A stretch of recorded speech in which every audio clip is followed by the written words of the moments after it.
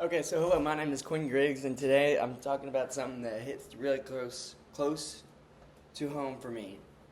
It's uh, crime in Kansas City, crime and gun violence in Kansas City, and this project is a multi-model project for community solutions to crime in Kansas City. And in the background, this is Union Station where we had our Super Bowl parade and our Super Bowl. We had our draft here and everything. This is the skyline of our downtown, and yeah, that's our amphitheater, not amphitheater, our theater for like musicals and stuff. It's a nice town. I like it a lot. So in Kansas City, we do have a really bad problem of crime, and especially now with crime. As you can see, it was in the hundreds, and it went up to 111 in 2011, 107, it dropped down in 2012, dropped down more in 2013.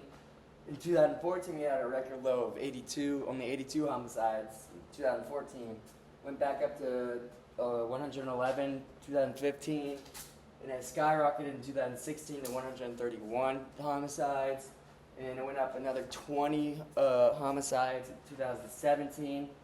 It went down about, say, not quite 20, maybe like 15. I'd give it like 15, 18 homicides, and it went back up 11 homicides. Then went back up over 20 homicides, back down, and now we're up to the record amount of homicides in 1 year in Kansas City was in 2023 at 182, which is a problem in the most part, but the real problem is why it's growing in my community is because most of these deaths and most of these violent crimes are caused by younger kids and kids like my age and even younger, like 16, 15 to like 23 is like 65% of most violent crimes in Kansas City, and most people who are getting murdered and are getting killed are younger kids too because of all this gang violence and stuff.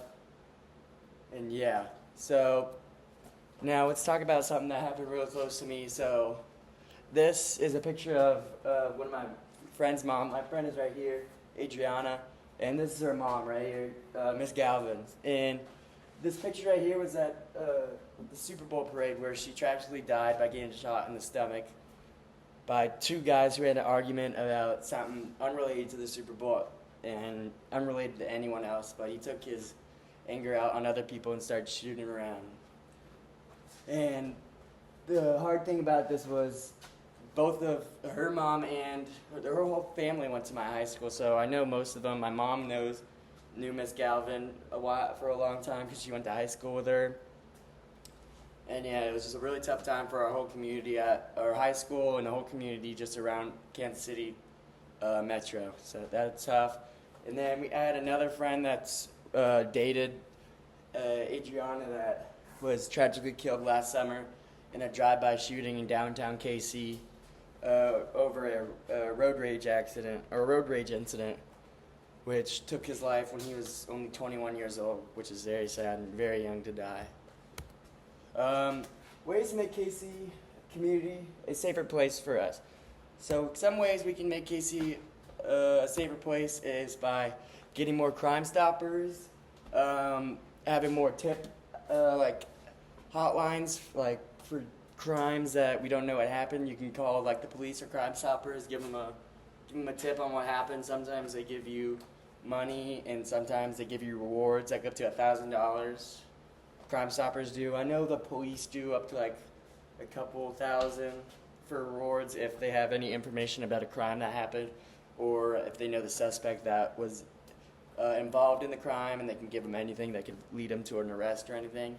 But Crime Stoppers is a really big help in Kansas City.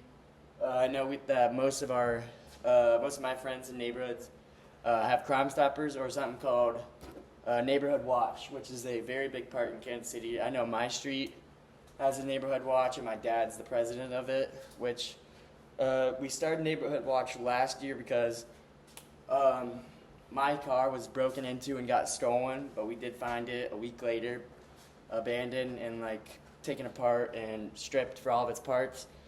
So after that, our neighborhood came together and decided to pay a couple $100 extra per month for a new for security to come by daily and nightly to check out the streets, and to have our own parents start watching around the neighborhood, getting cameras everywhere, getting Ring doorbells, and making the place more secure.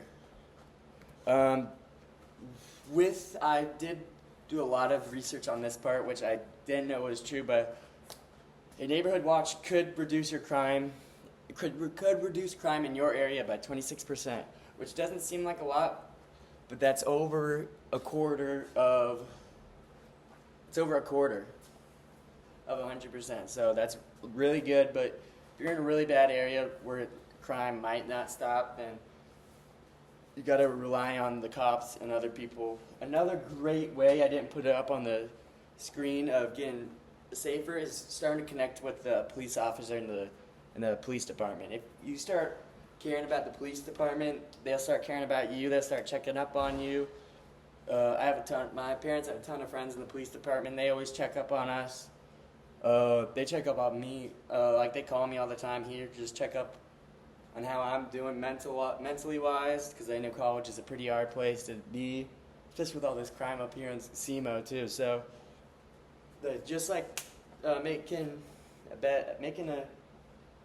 creating a bigger community and getting to know all the officers that are helping you and saving your life and keeping you safe is a really good way of keeping the community safe. And so I had an interview with someone, and their house is right here. This is their house. And so what happened was I interviewed Mr. Scanlon, who lives there. He's the dad of a couple of my friends. And 2-3 weeks ago, there was an incident where 6 individuals younger than me, 16 to 18, were driving down from Kansas. This side. The state line is there. They came this way, driving in a red pickup truck. They had 6 kids in there. They stole it. It was a stolen car. They stole it. They went this way, and they crashed right into here, and they all fled. All of them going 2 of them going that way. I heard from Mr. Scanlon. 3 of them going this way, and 1 of them going that way, and another one going this way. And the interesting part was, one of them the 2 that went over here dropped the gun. They both dropped guns right here in the bushes, and one of them got on top of this house right here, and hit on top of the house, on top of the roof. And another one ran this way, ran into this person's open garage, and hid in there until they were found.